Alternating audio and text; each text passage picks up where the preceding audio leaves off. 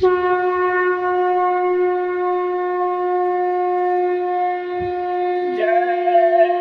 गुरुदेव। जय गुरुदेव। बचो और बचाओ, शाकाहार अपनाओ, जान बचाओ, देश बचाओ, देश के वीरों आगे आओ। जय गुरुदेव। दाता सबके ये कही सदा रहे गुरुदेव, तुमको लाख प्रणाम है, सतगुरु जय गुरुदेव।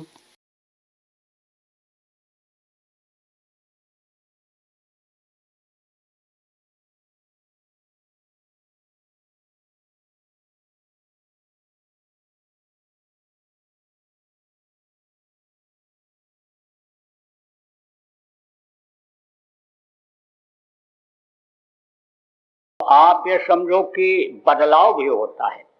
बदलाव कब होता है? 1-1.5 घंटा के बाद बदलाव हो जाता है।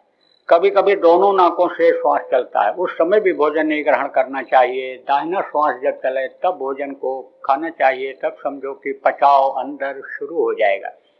कभी अगर भोजन करके चल देना पड़े, पीठ के बल लेट जाओ, पीठ को थपथपा दो। देखो बच्चों, ये जरूरी चीजें भी बतानी हैं आपको।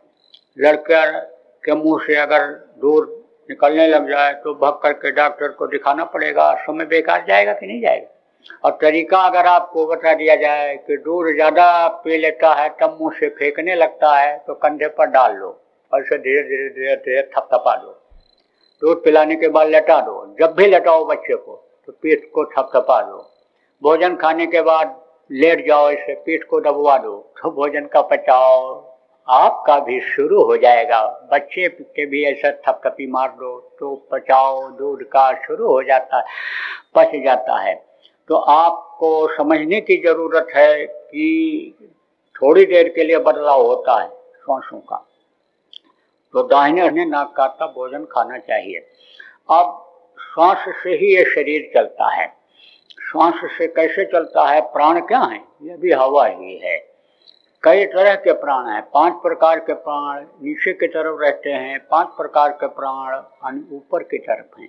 तो ऊपर वाले प्राण तो जो साधना करते हो आप या नए लोग आए हो, आज बताई जाएगी, उसके द्वारा ये ऊपर चले जाते हैं। लेकिन नीचे के प्राणों से इनका संबंध बराबर बना रहता है।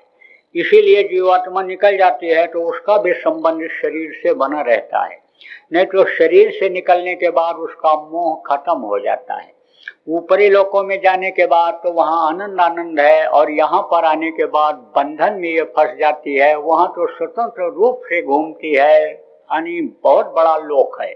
ये जितने लोक हैं यहाँ के लोक से बहुत बड़े हैं, और सब में खचाखच जीवात्माएं भरी हुई हैं। लेकिन कहते हैं कि वहाँ कोई एक्सीडेंट नहीं होता है, दुर्घटना नहीं होती है। यहाँ तो सड़कों के किनारे लिखा रहता है एक्सीडेंटल जोन, दुर्घटनाग्रस्त क्षेत्र।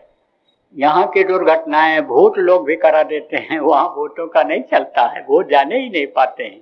ये कैसे करा देते हैं? एक गाड़ी लड़ी, उसमें आदमी थे मर गए, भूत बनकर वहीं बैठे रहते हैं। दूसरी गाड़ी आई तो ऐसे कहीं बैल बनकर आ गया, तो कहीं भैंसा बनकर आ गया, तो वहीं बैलगाड़ी दिखाई पड़ गई, तो कहीं ऐसे ही देख रहा है आदमी कि गाड़ी खड़ी है, लड़ने जा रही है, लेकिन दिमाग काम नहीं कर रहा है। ऐसे ही दिमाग कर देते हैं और गाड़ियां लड़ जाती हैं, तो बूटा खानी हो जाती है। इसीलिए कहा जाता है कि रात को अपनी गाड़ी से यात्रा नहीं करनी चाहिए। सुबह के समय 4 बजे चलना चाहिए। रात को अगर जाना ही हो तो 10-11 बजे तक चलो, फिर रुक जाओ, आराम करके फिर आगे बढ़ जाओ। तो वहां पर कोई एक्सीडेंट नहीं होता। इतनी संख्या होते हुए भी कोई दुर्घटना नहीं होती है। तो वहां जब जीवात्मा जाती है तब आप ये देखो कि बहुत आनंद पाती है। नियम होता है वहां का जैसे विदेशों में मैं गया, बड़े बड़े देशों में गया, आपके ऑस्ट्रेलिया में गया, आपके इधर आपके यूके में गया, यूएसए में गया, आपके समझो चाइना में गया, बहुत बड़े बड़े देशों में, सब जगह में गया, देखा सब जगह का नियम है। नियम तो भारत में भी है, लेकिन कुछ ना जानकारी में, कुछ जानते हुए भी अक्खड़बाजी में नियम का लोग पालन नहीं करते हैं, उसी में दुर्घटनाएं हो जाती हैं। मदद भी लोग नहीं करते दूसरे का, सहयोग भी एक दूसरे का नहीं करते हैं। बस में बैठे हैं, एक सीट खाली है, लेकिन दोनों सीट पर पैर रखे हुए हैं कि कोई बैठ न जाए। वहाँ की ऐसी व्यवस्था है कि हेल्पफुल नेचर जिसको कहते हैं, यानी वो है लोगों में। आदमी जा रहा है, गाड़ियां आ रही हैं, आदमी खड़ा है रोड क्रॉस करने के लिए, सारी गाड़ियां रुक जाएंगी। आदमी जब चला जाएगा तब गाड़ियां आगे बढ़ेंगी। तो आपको समझने की जरूरत है, नियम ऊपर के बहुत अच्छे हैं, वहाँ कोई दिक्कत नहीं होती है, आराम से ये निकलती है जब जीवात्मा घूमती है। लेकिन ये जो प्राण है ये नीचे खींचते हैं, आप ये समझो उन प्राणों को खींचते हैं, और उन्हीं के साथ फिर मन और आत्मा ये फिर इसमें आ जाती है, इसी भी शरीर में आ जाती है। तब कहते हैं जब आत्मा निकल गई बोले मर गए, और फिर जब आ गई तो कहे जिंदा हो गए। शरीर रहते हुए भी देखो राजा थे, राजा जनक विदेही कहलाए। विदेही का मतलब क्या है? जिसको अपने देह का, शरीर का ध्यान न हो, वो विदेही कहलाता है। उस समय शरीर का उतना ध्यान नहीं रहता है, दिखाई तो पड़ता है कि देखो ये हमारा शरीर बैठा हुआ है, लेटे लेटे कोई ध्यान लगा रहा है तो कहेगा देखो ये शरीर पड़ा हुआ है, लेकिन इधर आने की इच्छा नहीं होती, लेकिन ये प्राण खींच करके ले आते हैं। तो प्राण से शरीर में यानी फैले हुए हैं नीचे की तरफ। ये कैसे आते हैं? प्राण क्या है? हवा है, तो हवा नाक से आती है और ये नीचे ऐसे शस्त्रम से ये चली जाती है। चक्र हैं, चक्रों से यानी समझ लो कि चली जाती है। ये चक्र कितने हैं? समझो कि खट चक्र हैं, सब में अलग अलग पंखुड़ियां, सब मिला करके यानी 52 पंखुड़ियां इस शरीर के चक्रों के अंदर में हैं। आप ये समझो प्रेमियों कि 52 अक्षर संस्कृत के इसीलिए यानी शुरू में बने थे, और उन्हीं से ये 26 अक्षर, कोई अंग्रेजी का, कोई हिंदी का, कोई कुछ, ये सब उन्हीं से अक्षर बने। लेकिन जो संस्कृत भाषा सबसे पहले थी उसमें 52 अक्षर ही हैं।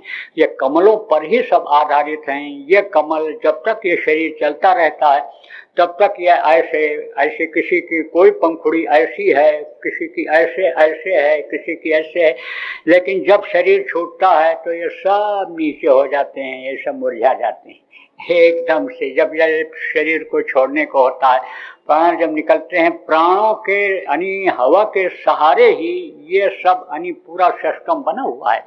ये कमल सब ये समझो कि चलायमान हैं, और ये देवता की परछाई जो वहाँ पर पड़ती है यानी समझो कि उससे इन कमलों को ताकत मिलती रहती है। तो आपको प्रेमियों ये बताना चाहूँगा कि देखो यानी श्वास के बारे में बता रहा था कि श्वास को देखा भी जा सकता है, और श्वास को समझो कि उसका नाप भी किया जा सकता है कि कहाँ तक नाक से हमने श्वास लिया, मुँह से फूके तो कितने इंची तक, कितने मीटर तक यानी ये श्वास गया। तो श्वास पर भी बहुत कुछ आधारित है। तो ये प्राण समझो श्वास से ही चलते हैं। 3 चीज प्रमुख रूप से है, प्राण और मन और आत्मा इस शरीर में है। ये 3 चीज प्रमुख रूप से है। तो समझो कि इनका भी रहना जरूरी है, मन का भी रहना जरूरी है, लेकिन मन के हिसाब से शरीर को नहीं चलाना है, मन के कहे नहीं करना है। ध्यान रखना है कि अच्छा क्या है और बुरा क्या है। मन तो बहुत दिनों से इंद्रियों के घाट पर बैठ करके रस लेने लग गया। देखने का मन, देखो जो चीज से भाग गया जिसको, आदमी उसी को, चाहे आदमी हो, चाहे औरत हो, चाहे पेड़ हो, चाहे पौधा हो, चाहे पहाड़ हो, चाहे फूल हो, चाहे बगीचा हो, उसी को ऐसे मन कहता है देखते रहो। सुनने की आदत जो बन गई एक आदमी ने कहा, बगैर फिल्मी गाना सुने हुए हमको नींद नहीं आती है, चाहे हम बहुत ही नींद में हों, लेकिन आधे नींद में ही एक आध गाना सुन जब लेते हैं तभी नींद आती है। जैसे बच्चा है, रोली सुनाती थी माताएं, दृष्टांत सुनाती थी, कहानियां सुनाती थी, तब वो सोता था। बच्चे भी कहते थे पहले के समय में कि अब किस्सा सुनाओ, कहानी सुनाओ, धार्मिक बातों को माताएं सुनाती रहती थी बच्चों को, ऐसे सुनने की आदत बन जाती है। और जिह्वा का स्वाद जब मिल जाता है तब मन नहीं मानता है। रबड़ी की दुकान, मलाई की दुकान अगर बंद हो जाए जहाँ खाता है, तो रिक्शा करके रिक्शे पर, ऑटो पर बैठकर दूसरी दुकान पर खाने के लिए जाता है। 12 किलोमीटर 15 किलोमीटर अगर किसी का ढाबा है, होटल है, तो वहाँ रिक्शा करके, ऑटो करके, टैक्सी करके खाने के लिए जाता है। स्वाद मिल गया जबान को। और निभ्या का स्वाद भी ऐसे होता है। आप ये समझो, निभ्या का स्वादी माँ बहन बहू बेटी की पहचान आंखों से खत्म कर देता है। वो तो उसी तरह का व्यवहार करने लगता है जैसे कुत्ता बिल्ली ये सब जो करते हैं। कुत्ते को कोई पहचान होता है कि यही मेरी बहन है, यह भी मेरी बहन है, ये मेरे ही माँ के पेट से पैदा हुई, दोनों के अंदर माँ का ही खून है, माँ का ही दूध पी के दोनों बड़े हैं, ये ज्ञान उसके अंदर नहीं रह जाता है, तो वैसा जीवन हो जाता है। तो अब मन को स्वाद जिधर मिल गया, तो इन चीजों का ज्ञान जब तक नहीं होगा तब तक आप ये समझो मानवता नहीं आएगी, आप ये समझो हैवानियत रहेगी। हैवान से आदमी इंसान कब बनता है? जब संयम और नियम का पालन करता है, इन चीजों की जानकारी करता है, तब वो समझो कि इंसान बनता है। और इंसान से देवता कब बनता है? समझो देवता तब बनता है जब धर्म कर्म की बातें मालूम हो जाती हैं, गीता रामायण वेद पुराण महापुरुषों की बातें मालूम हो जाती हैं, तब देवता हो जाता है। और भगवान कब होता है? जब इसी भग से प्राप्त शरीर के अंदर जीवात्मा को निकाल करके उस प्रभु का दर्शन करता है, तब वो भगवान हो जाता है। सोई जाने ते देव जनाइए, जानत तुम्हें तुम्हें हो जाए। तो मैं आपको बता रहा था कि शरीर को भी स्वस्थ रखना जरूरी है। उसके लिए आप इंतजाम कर लो, खाने का इंतजाम, कपड़े का इंतजाम, घर मकान बना लो, लेकिन इसी में फंसे मत रहो। आप फिर समझो आप फंस रहे हो कैसे? मरकट सम तुम बने अनाड़ी, मुट्ठी दीना घड़े फसारी। बंदर पकड़ने वाले क्या करते हैं? पतले मुंह का घड़ा बनाते हैं और उसमें चना डाल करके बंदर बगीचे में जहाँ रहता है वहाँ ले जा करके रख देते हैं घड़े को, और चारों तरफ चना बिखेर देते हैं थोड़ा थोड़ा। बंदर जाता है, चना खाता है, जब खा लेता है तब घड़े के अंदर देखता है, उसके अंदर चना पड़ा रहता है। हाथ डाल देता है, चना को पकड़ करके निकालने की कोशिश करता है। तो जब हाथ डाला था तो पतला था, अब मुट्ठी में चना आ गया, हाथ मोटा हो गया, तो पतले रास्ते से निकलता नहीं। निकालने की कोशिश करता है तो दर्द होता है, चू चू चू चू चू चू करता है, दर्द होता है, लेकिन छोड़ता नहीं है चने को। चना अगर छोड़ दे तो समझ लो हाथ निकल आएगा, हाथ निकल आएगा, लेकिन फंस गया। मोह में नहीं छोड़ता है, आप ये समझो लालच में नहीं छोड़ता है कि चना हाथ से जा रहा है। ऐसे ये जो इंद्रियों का भोग आपको है ये जल्दी छोड़ने नहीं देता है, ढीला नहीं करने देता है। इस गृहस्थी को, इस खान पान को, इस आदत को, निंदा बुराई करने को, निंदा बुराई सुनने को, गलत चीजों को देखने को, ये मन नहीं कहता है कि इसको छोड़ो। तो इसको जब छोड़ोगे तभी तो बात बनेगी। एक साथ दुई हो न भुआलू, हंसब के ठाप फुलाई गालू। जब किसी चीज में फंसे रहोगे तो कैसे निकल पाओगे उससे? कैसे वो छूटेगा? कैसे वो चीज छूटेगी जिसको पकड़े रहोगे? तो पकड़े तो आप हो, और कहते हो गृहस्थी ने पकड़ के रखा है। गृहस्थी नहीं पकड़ के रखी है, पकड़ के आप रखे हो। जैसे तोता पकड़ करके गेंदे को लटक जाता है। तोता पकड़ने वाले क्या करते हैं? ले जाते हैं जहाँ फल लगा रहता है, चरखी बांध देते हैं। तोता जाता है फल खाने के लिए, चरखी पर पैर रखता है, वह चरखी घूम जाती है। हाँ, जैसे तोता गिरने लगा, चरखी घूमी, ऐसे पकड़ लेता है। तो कहता है चरखी ने पकड़ लिया है। चरखी थोड़ा पकड़े रहती है, तोता पकड़े रहता है उसको, और भ्रम में भूल में कहता है चरखी ने पकड़ लिया। ऐसे इस भ्रम और भूल के देश में, भ्रम में आप पढ़ करके और गृहस्थी को कहते हो गृहस्थी नहीं छोड़ रहे, बच्चे हमको नहीं छोड़ रहे हैं। मरने के लिए भी अगर हुक्म हो जाए तो कहोगे जरा बच्चों से प्यार कर लें, जरा हम ये यानी इनको बता दें यहाँ ये सामान रखा है। मौका देता है, 2 मिनट का भी मौका नहीं देता। कहता खाली करो, जल्दी करो। आवाज सुनते ही खून पानी हो जाता है, हड्डियां चटकने लगती हैं, आंख की रोशनी खत्म हो जाती है। मरते हुए आदमी को देखो, छटपट छटपट करने लगता है। बहुत से आदमी का टट्टी और पेशाब तक हो जाता है। मरते समय बड़ी तकलीफ होती है। मौका मिलता है? कोई मौका नहीं मिलता है। इसीलिए तो कहा जाता है जो सत्य है उसको याद रखो। मौत सत्य है, प्रभु सत्य है, प्रभु को भी थोड़ी देर याद करो। अब जैसा जो उसको मालूम रहता है वैसा रास्ता बताता है। तो आप बहुत से लोग गुरु पहले भी किए थे और गुरु किए हुए हो, पहले के जो आए हो नामदान लेने आए हो वो गुरु किए हुए हो। तो अब जिसको जहाँ तक की जानकारी थी वो वहाँ तक की जानकारी दिया। अब ये कहो कि प्राइमरी स्कूल का मास्टर है, 5 दर्जा पढ़ाने वाला है, 12 दर्जा का बच्चा को पढ़ा दे, कैसे पढ़ा सकता है? नहीं पढ़ा सकता है। इसलिए ज्यादा जानकार की जरूरत होती है। देखो गुरु जानकार करके करना चाहिए। आप ये समझो बच्चों को पढ़ाने के लिए जो अच्छे पढ़े लिखे लोग समझदार होते हैं, अच्छे स्कूल में पता करके तब नाम लिखाते हैं। आप बहुत से लोग तो शादी ब्याह करने के लिए लड़कों को पढ़ाते हो, हमारा लड़का 12 में पढ़ रहा है, 13 में पढ़ रहा है, अच्छे घर की लड़की आ जाए हमारे घर में, चाहे सेट न हो पाए, दहेज के चक्कर में पढ़ाते हो।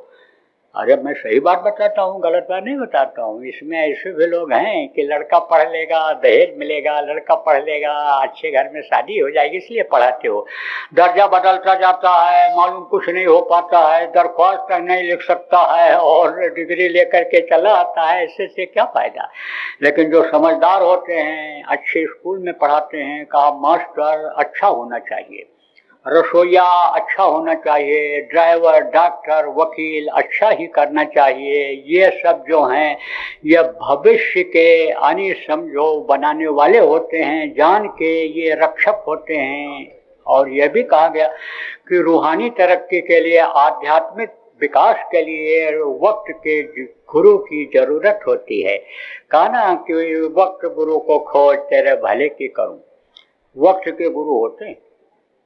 देखो किसी मिशन को आगे बढ़ाना, तमाम महात्मा हुए, तमाम औतारिक शक्तियां हुई, जगह जगह उनके मंदिर बने हुए हैं, जगह जगह उनकी समाधियां बनी हुई हैं, उनके नाम से आश्रम बने हुए हैं और वहां पर भी गुरुवई का काम होता है। लेकिन आप ये समझो नाम तो वही इक्का दुक्का यानी जो उनको जानकारी हो पाई उसको बताते हैं, लेकिन वो ताकत जो उस स्थान के मालिक की थी जिनके नाम से समाधि बनी हुई, वो ताकत तो उनमें नहीं आ सकती, नहीं आ सकती।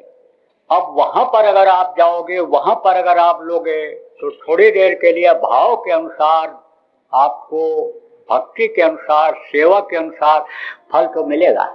शरीर को फल मिल जाएगा लेकिन आत्मा को उससे कोई फल मिलने वाला नहीं है, क्योंकि आत्मा का खुराक अलग है। शब्द को जब ये पाती है, आत्मा पकड़ती है, तब यह बलवान होती है, तब इसमें ताकत आती है। तो शब्द मार्ग तो लोगों ने दिया छोड़। शब्द मार्गी संत कई हुए हैं, जैसे आपके इधर बाराबंकी में जगजीवन दास थे, शब्द मार्गी थे। आप ये समझो कि इनायत साहब भी शब्द मार्गी थे। आप ये देखो कबीर साहब भी काशी में रहे, जानते हो आप। गोस्वामी जी महाराज यानी जिन्होंने रामचरितमानस लिखा, यानी समझो वो भी शब्द मार्गी थे। रविदास जी भी शब्द मार्गी थे। आप ये समझो कि ये शिवदयाल जी महाराज और ये गरीबदास जी महाराज और ये देखो आपके यानी जो हमारे गुरु महाराज के गुरु से गुरु हुए और गुरु, ये सब शब्द मार्गी थे। ये 200 गुरु जो पंजाब में हुए हैं सिख धर्म के मानने वाले, ये सब यानी शब्द मार्गी थे। तो स्थान तो इन लोगों के सब बन गए। पलटू, दादू, मीरा, नानक, इनके सब स्थान तो बन गए, लेकिन शब्द वहाँ यानी समझो कि नहीं मिल पा रहा है लोगों को। शब्द रूपी नाम जो उन्होंने बताया, इक्का दुक्का नाम तो बताते हैं, लेकिन सूरत ये जो जीवात्मा है शब्द से नहीं जुड़ पाती है। इसलिए शब्द मार्गी यानी गुरु की जरूरत होती है, जो शब्द से यानी सूरज को जोड़ दे। यानी सतवां गुरु सत शब्द लखावा, जहाँ का जीव तहाँ पहुँचावा, जिससे ये जीवात्मा अपने घर जहाँ सतलोक से आई है वहाँ पहुँच जाए। ऐसे गुरु की जरूरत होती है।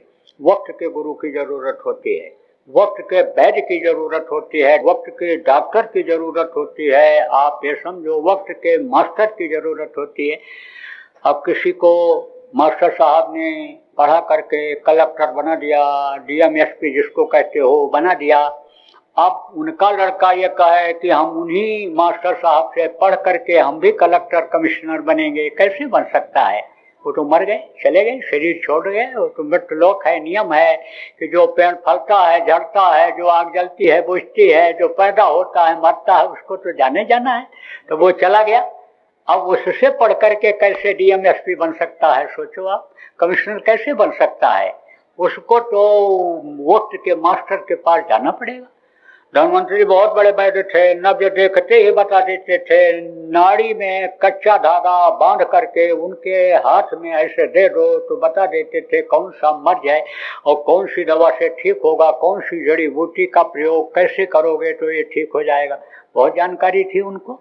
उस समय तो लुकमान हकीम और समझो कि ये आपके धनवंतरी यही दो वैद्य हुआ करते थे।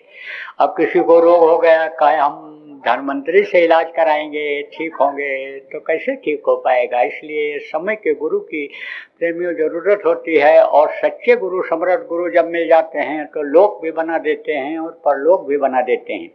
तो लोक बनाना किसको कहते हैं? कहते हो अच्छा खाते हैं, अच्छा पहनते हैं, अच्छे घर में रहते हैं, अच्छी गाड़ी घोड़ा में चलते हैं, ऊंची कुर्सी पर बैठते हैं, इनको लोग प्रणाम सलाम करते हैं, इनका पैर छूते हैं, इनकी लोग इज्जत करते हैं, इनका पैर पूजते हैं, ये सम्मानित हैं, इनका लोक बना हुआ है। ऐसे लोग कौन होते हैं? ऐसे लोग राजा महाराजा, बड़े बड़े यानी समझो पंडित मुल्ला पुजारी ये हुआ करते हैं। या ऐसे भी अब होते हैं, पैसा धन इकट्ठा कर लिया, ऊंचे ओहदे पर चले गए, चाहे राजनीति में चले गए, चाहे आप ये समझो अधिकारी कर्मचारी हो गए, तो उनके आगे भी लोग हाथ जोड़ते हैं, उनसे भी कुछ मांगते हैं, उनका भी सम्मान इज्जत करते हैं। अच्छी गाड़ी घोड़ा में जो चलता है, जब 1 करोड़ रुपए 50 लाख रुपए की गाड़ी से कोई उतरता है तो लोग ऐसे भी सलाम कर लेते हैं उसको, ले जा करके ऊंची जगह पर बैठाते हैं। कोई गरीब आ जाए तो जमीन पर बैठाएंगे, उसके लिए चारपाई घर में से निकाल के, कुर्सी निकाल करके लाते हैं और बरामदे में रखते हैं, साहब बैठो। फिर पूछते हैं साहब आप कौन हो, कहाँ से आए हो, क्या हुक्म है हमारे लिए? तो लोक बनाना इसको कहते हैं। अब आप ये समझ लो परलोक बनाना किसको कहते हैं? जहाँ पर आप रहते हो ये मृत्यु लोक है। इसके ऊपर में भी बहुत से लोक हैं, ये सब सूर्य लोक, चंद्र लोक, ये सब लोक हैं। ये जो 33 करोड़ दुर्गा, 10 करोड़ शंभु हैं, ये देवता हैं, इनके सब लोक हैं।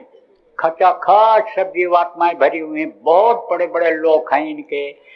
जितने बढ़ते जाओगे उतने ही लोक बड़े बड़े आपको मिलते जाएंगे। उसके बाद में जो 3 प्रमुख देवता हैं, आप ये समझो विदेशों में भी इन लोगों के मंदिर मिलते हैं। लक्ष्मी नारायण कहते हैं किसको? विष्णु और लक्ष्मी को। शिव मंदिर कहते हैं, आप ये समझो जहाँ बना करके रखे हैं, जहाँ जिसके भक्त जैसे यानी इंडिया से पहुँच गए हैं वहीं पर उन्होंने जिस देश में मंदिर बनाने की इजाज़त है वहाँ पर उन्होंने बना लिया है। नहीं तो कमरे में ही फोटो रख करके मंदिर उसको कहने लग गए हैं। तो आप ये समझो कि प्रेमियों की यानी ये है यानी देवता हैं, और इनके समझो कि मंदिर लोगों ने यानी बना करके रखा है। तो ये यानी बड़े बड़े लोक हैं इनके देवताओं के। सबसे समझो कि 3 देवता जो प्रमुख हैं यानी समझो शिव, ब्रह्मा और विष्णु, इनको सब जगह लोग जानते हैं। जो हिंदू धर्म के मानने वाले हैं या हिंदुस्तान के रहने वाले लोग विदेशों में भी हैं, वो सब जानते हैं। तो इन लोकों के बाद फिर शिव का लोक है, फिर ब्रह्मा का लोक है, फिर विष्णु का लोक है, फिर इनकी माँ आद्या महाशक्ति का लोक है, फिर इनके पिता यानी काल भगवान, इनको ईश्वर कहा, मुसलमानों ने खुदा कहा और ईसा मसीह ने गॉड कहा, उनका लोक है, फिर ब्रह्म लोक है, फिर पार ब्रह्म लोक है, फिर सत लोक है, अलख लोक है, अगम लोक है और अनामी लोक है। तो अनामी लोक की ही ये जीवात्मा आई है और यहाँ मृत्यु लोक में फंस गई, सबसे ऊपर से आई और सबसे यानी समझो ये यहाँ नीचे आकर के ये यहाँ फंस गई। अब आप ये समझो जो इसका भेद जानता है वही सद्गुरु होता है, वही संत होता है। संत का मतलब क्या होता है, जिसकी व्याख्या क्या है संत की? संत मतलब यह है कि जो आदि और अंत दोनों को जानता हो। आदि कहाँ से है? वहां से है, और अंत कहाँ से है? यहाँ से है। यहाँ से अगर आपको रास्ता मालूम हो गया, हम निकल गए, तो फिर अंत हो जाएगा, इधर आना नहीं पड़ेगा। मृत्युलोक में दुख के संसार में दुख झेलने के लिए आना नहीं पड़ेगा। और आए कहाँ से हो? अनामी धाम से आए हो। वहाँ पर पहले सब लोग रहते थे, भरी हुई थी जीवात्माएं, तो उसमें हिलोर हुई। जब मौज हुई अनामी प्रभु की रचना करने की, तो मौज हुई, तो ये छलक करके कुछ जीवात्माएं आ गईं। अगम लोक में बहुत दिन तक ठहरी रहीं, फिर अलख लोक में ठहरी रहीं, अलख लोक से फिर सतलोक में आ गईं, फिर सत्पुरुष की मौज हुई इधर रचना करने की, तो उनको फिर उतारा, यानी समझो 16 सुतों को यानी अलग किया, वो दीप बनाकर अने रहते हैं। उन्हीं में से 16 सुतों में से एक आप समझो योगजीत, जो कबीर साहब के रूप में सबसे पहले प्रथम संत के रूप में आए थे। जब जीवों का जाना मृत्युलोक से यानी ऊपर बंद हो गया था, नरकों की तरफ जब दौड़ लग गई थी जाने की, नरक ही जब जाने लगे थे, नरक में जब मार पड़ी थी, चिल्लाए थे और आवाज उस मालिक ने सुना था, तब ऐसी दशा देख जीवों की, देखा मेरे ही अंश, मेरी ही जीवात्माएं, देखो ये तड़प रही हैं, चिल्ला रही हैं, दुख झेल रही, तो अब भेजना चाहिए किसी को। ऐसी दशा देख जीवों की, सत पुरुष ने की दया महान, संत रूप हुए जग में आए, सत लोक का पता बतान, सुरत शब्द का सच्चा मार्ग, संत मता का किया बखान, सुरत शब्द का सच्चा मार्ग, संत मता का किया बखान। और आप ये समझो कि अनि फिर ये जीवात्माएं ऊपर जाने लग गई। आप शब्द सीढ़ी रच डाला, शब्दों की ही सीढ़ी बना दिया है, शब्द से ही उतरी है, सब स्थान है ये, शब्द सीढ़ी रच डाला, चढ़ पहुंचो अगम ठिकान, जहाँ आपका ठिकाना है, जहाँ से फिर नीचे नहीं आना है। तो जोगजीत उन्हीं में से आए थे। जोगजीत कबीर साहब थे, सतलोक की जानकारी उनको तो थी लेकिन पहुंच नहीं पाए थे। रामानंद जी को उन्होंने गुरु इसलिए बनाया था कि गुरु की मर्यादा न खत्म हो जाए, गुरु का नाम न खत्म हो जाए, निमित्त मात्र गुरु उनको बनाया। 3 नाम उन्होंने इनको दिया था, लेकिन अपने बल और पौरुष के बल पर ये सतलोक तक की यात्रा किए थे। और सतलोक तक की यात्रा आप ये समझो उन्होंने जब कर लिया और फिर नीचे इधर जब उनको आना जाना होता था, तो बीच की जीवात्माओं को भी सत्संग सुनाते थे। संत जब आते हैं तो बीच की जीवात्माओं को भी सत्संग सुनाते हैं, तब उनके अंदर ज्ञान होता है कि हमारा देश तो वहाँ है, सतलोक है, हम आकर के यहाँ फंस गए हैं, हमको तो उधर चलना चाहिए। तब इच्छा व्यक्त करते हैं, महाराज लेते चलो। जानते हैं सत्पुरुष कभी नहीं आते, अपनी शक्ति को भेजते हैं। जो मनुष्य शरीर में ही आते हैं, संतों के रूप में आते हैं। यह शरीर जब छोड़ते हैं तो लिंग शरीर में जब जाते हैं तो लिंग रूप उनका हो जाता है, उधर जाते हैं तो आप ये समझो रुकते नहीं हैं उसमें। हर शरीर में कष्ट है इसलिए रुकते नहीं है, लेकिन जाना उधर से ही होता है। तो लिंग शरीर में जब चले जाते हैं तो लिंग रूप धारण करके उपदेश करते हैं, सूक्ष्म शरीर में जाते हैं तो सूक्ष्म शरीर धारण करके उपदेश करते हैं, तभी तो पहचान होती है। भगवान सीधे आके खड़े हो जाएं तो आपको क्या पता कि ये भगवान है। भगवान की बातों को कोई बताने लग जाए, भगवान के मिलने का रास्ता बताने लग जाए, उस रास्ते पर चलाने लग जाए, भगवान का दर्शन कराने लग जाए, तो आपको विश्वास हो जाएगा। ऐसे ही ऊपर के जीवों को तब विश्वास होता है कि जब वो उन्हीं का रूप धारण करके उनको समझाते हैं। तो जब समझाते हैं सूक्ष्म शरीर, कारण शरीर, हर लोगों के शरीर वालों को, ऊपर के ब्रह्म पार ब्रह्म लोक के जीवों को जब उन्होंने समझाया तब उन्होंने इच्छा व्यक्त किया। तब कबीर साहब ने कहा था कि जब तुम जाए धरो न देहा, कहा हमको महाराज लेते चलो। लेने जाने की, ले जाने की तो ताकत पूरी होती है, लेकिन ले नहीं जाते हैं, उतार देते हैं नीचे, दया कर देते हैं, पहचान वहीं से डाल देते हैं। यानी विहंगम दृष्टि जिसको कहते हैं पड़ जाती है जिस जीव पर, वो जल्दी से उस समय के मौजूदा संत के पास चला आता है। एक ही आवाज में चलाता है, जहां आवाज लगाया तहां दौड़ पड़ते हैं। गुरु महाराज मंच पर देखो प्रेमियों, जो पुराने लोग हो याद करो, जैसे आते थे चलो बच्चों चलो चलो चलो, आवाज उनकी आत्मा तक पहुंच जाती थी। तो जो जैसे तैसे उठ दावें, बाल वृद्ध को साथ न लावें। जब आवाज महापुरुषों की लगी तो औरतें रुक नहीं पाती थी, बच्चों को भूल जाती थी। देखो जब आवाज अंदर में कृष्ण अपने प्रेमियों को लगाते थे तो ये गोपियां दौड़ पड़ती थी अंदर से। जब वो बंसी की आवाज सुनते थे, एक इशारा वो करते थे, बंसी की आवाज सबको सुनाते थे, तैसे वो समझ पड़ती, विकल हो जाती थी। भावे अन्न न पानी, मीरा ने कहा, ऐसे ही विकलता आती थी और कृष्ण के दर्शन के लिए लालच हो उठती थी।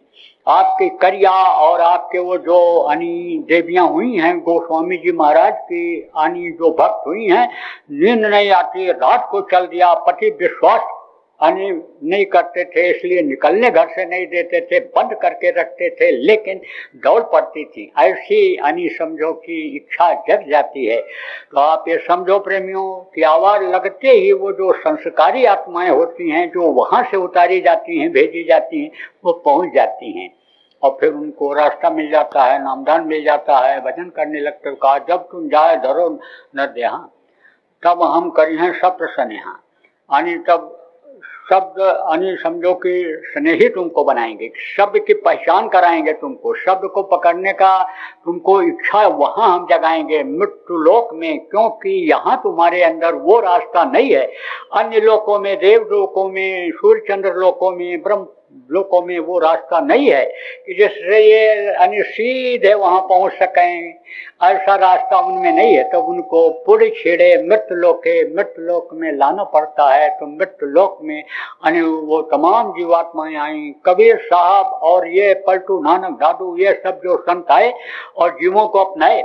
आप ये समझो बहुत आत्माएं अब भी नहीं पहुंच पाई, क्योंकि साधना भी किया तो कहाँ तक के किया, स्वर्ग किया, वैकुंठ के किया, वहीं पड़े रह गई। अब उनको याद भी नहीं आता है कि हमको आगे भी जाना है। वो तो ऐसे ऐश और आराम में, सुख में इतनी मस्त हैं कि उनको याद भी नहीं आता है। जब संत उनके ऊपर दया करते हैं कि ये उनके जीव हैं, इन पर मोहर लगा हुआ है, चपरासी इनका उनका लटका हुआ है, जैसे कलेक्टर का, डीएम का चपरासी कोई चपरास लटका करके दफ्तर में जाए तो उसको कोई नहीं रोकता है। आप जाओगे आपको रोक देगा।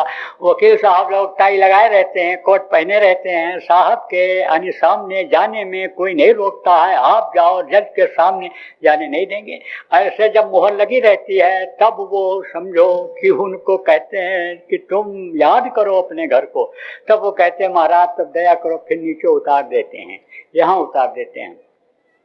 तो आप ये समझो कि भंवर गुफा बनाया, वहां जीवात्माएं बहुत दिन तक पड़ी रही, फिर 10वां द्वार में पड़ी रही, फिर त्रिकुटी में पड़ी रही, फिर सहस्र दल कमल में इनको मिल गया, इनको जीवात्माएं मिली। तो इन्होंने तो ऐसा फंसा दिया इस पंच भौतिक शरीर में, इस तरह से फंसा दिया कि आपको लोगों को न तो पिता याद आ रहे हैं, असली पति जिनको कहा गया याद आ रहे हैं, परमेश्वर न याद आ रहे हैं, और न अपना घर याद आ रहा है। आप तो बस इसी घर को अपना समझ लिए और इसी शरीर के दाता जो रज और बीज का दान करते हैं यानी माता पिता, इन्हीं को आपने अपना सब कुछ समझ लिया। तो याद करो उस प्रभु को जिसके आप अंश हो, और वहां जब तक आप नहीं पहुंचोगे आप दुख तकलीफ से छुटकारा नहीं पा सकते हो। जय गुरुदेव। बाबा उमाकांत जी महाराज अपने ही प्रेमियों के सहयोग से संस्था द्वारा जनहित का कार्य करते हैं। किसी भी व्यक्ति, संस्था व सरकार से कोई भी चंदा, चुटकी व अनुदान नहीं लेते और किसी भी तरह का व्यापार भी नहीं करते। इसलिए आप श्रोताओं को बताया जा रहा है कि बाबा जी के नाम पर किसी भी प्रकार का धन मांगने वाले व व्यापार में प्रचार करने वाले लोगों से होशियार रहिएगा। आपसे यही कहना है कि सत्संग सुनो, समझो और अच्छा लगे तो मानो। आने वाली बीमारी तकलीफ़ों से बचने के लिए कुदरत व सरकारी नियम का पालन करो। आपके सुझाव के लिए व्हाट्सएप नंबर 9575600700। जय गुरुदेव, जय गुरुदेव।